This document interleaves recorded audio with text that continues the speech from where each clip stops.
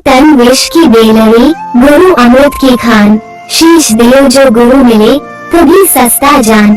कबीर दास जी कहते हैं कि ये जो शरीर है वो विष जहर से भरा हुआ है और गुरु अमृत की खान है। अगर अपना शीश सर देने के बदले में आपको कोई सच्चा गुरु मिले तो ये सौदा भी बहुत सस्ता है। धन्यवाद।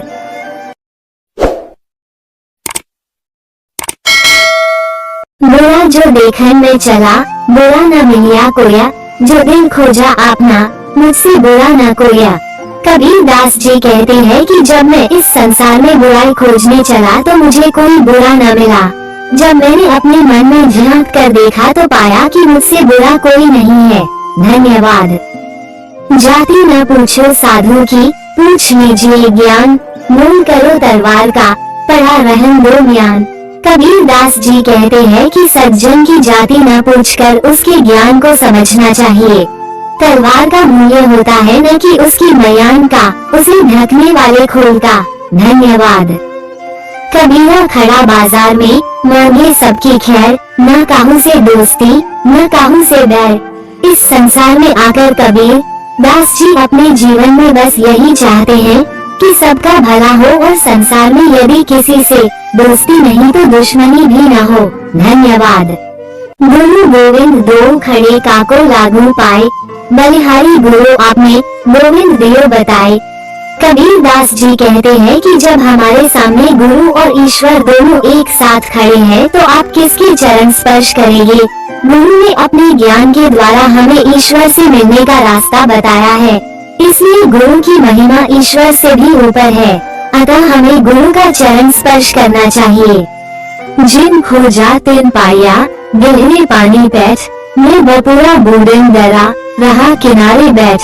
कबीर दास जी कहते हैं कि जो प्रयत्न करते हैं वे कुछ न कुछ वैसे ही पा ही लेते हैं जैसे कोई मेहनत करने वाला गोताखोर गहरे पानी में जाता है और कुछ लेकर आता है। लेकिन कुछ बेचारे लोग ऐसे भी होते हैं जो डूबने के भय से किनारे पर ही बैठे रह जाते हैं और कुछ नहीं पाते। जब मैं था तब हरी नहीं, अब हरी है मैं नहीं, प्रेम गली अति सांकड़ी जाने दो न समय। कबीर दास जी कहते हैं कि जब तक मन में अहंकार था तब तक ईश्वर का साक्षात्कार न हुआ। जब अहम समाप्त हुआ तभी प्रभु मिले। जब ईश्वर का साक्षात्कार हुआ तब अहम स्वत नष्ट हो गया।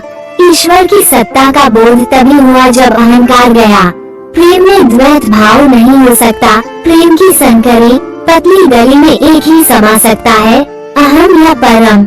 परम की प्राप्ति के लिए अहम का विसर्जन आवश्यक है।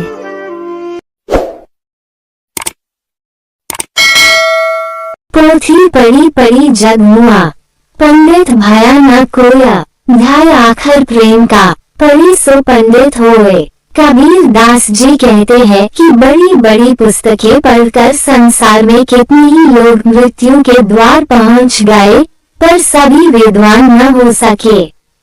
कबीर मानते हैं कि यदि कोई प्रेम या प्यार के केवल ढाई अक्षर ही अच्छी तरह पढ़ ले, अर्थात प्यार का वास्तविक रूप पहचान ले तो वही सच्चा ज्ञानी होगा। अति का भला न बोलना, अति की भली न चुप, अति का भला न बरसना, अति की भली न धूप। कबीरा अति की भली न धूप।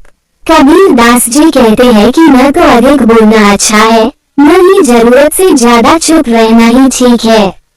जैसे बहुत अधिक वर्षा भी अच्छी नहीं और बहुत अधिक धूप भी अच्छी नहीं है।